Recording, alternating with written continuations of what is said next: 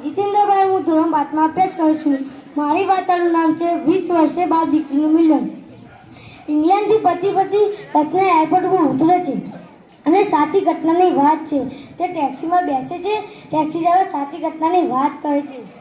ત્યારે દીકરીનું ગામ આવ્યું ને તે દીકરી એના પતિને કહેવા લાગી કે ચલો મારા પિયરમાં ગઈએ. પણ પતિએ સખત ના પાડી દીધી કે અત્યારે ટાઈમ નથી, બીજા કોઈ દિવસે આપણે તારા પિયરમાં જઈશું. પણ દીકરીએ કાલાવાલા કર્યા અને કહ્યું, હું 20 વર્ષથી મારા પિયરમાં પગ નથી મૂક્યો. અને ત્યારે પતિ તૈયાર થઈ જાય છે. પતિ એમ કહે છે કે હું ગામના પાદરે ઊભો રહું છું, તું તારા પપ્પાને મળીને જલ્દી પાછી આવજે. ત્યારે દીકરી ટેક્સીમાં બેસીને આગળ ચાલે છે. અને ઘરના બારણાનું આવરણ કેટલું વાલું, તેના બાપ કેટલા વાલા.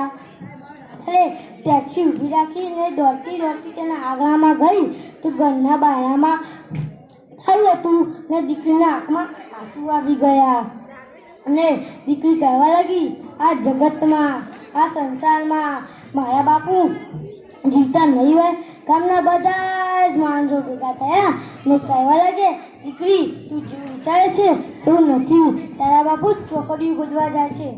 ત્યારે જ્યાં ચોકડીઓ ગોદાતી હતી ત્યાં જઈને દીકરી જોયું વૃદ્ધ પુરુષ થયો છે.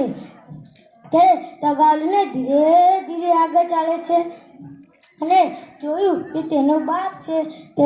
તે અને તેના બાપને ભેટી પડ્યા અને દીકરીના આંખમાંથી ગંગા અને જમના વહેવા લાગ્યા. ને બાપુજીએ કહ્યું કે દીકરી ચલો આપણા ઘરે. ને દીકરીએ કહ્યું, બાપુ અત્યારે સમય નથી, કોઈ બીજા દિવસે આવીશું.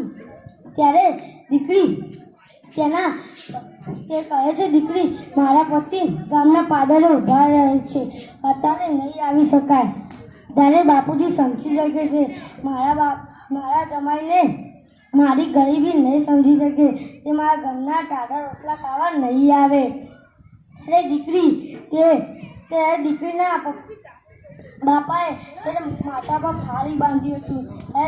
તે દીકરીના બાપાએ તેને 2 રૂપિયા આપ્યા ને કહ્યું, ખમ્મા તારા જગતને, મા જગદંબા તારા સંસારને સારા રાખે. અને તે જ કહેતા આપના આંખમાં આંસુ આવી ગયા. અને દીકરી તે કહે છે, બાપુ આ તમે 2 રૂપિયા શું કામ આપ્યા? મારી પાસે તો કરોડો રૂપિયા છે.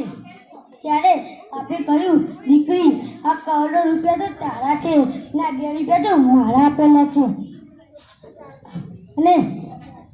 અને બાપુ કહે છે કે દીકરી જા, મારા 2 રૂપિયા તને સારા રાખશે. અસ્તુ જય.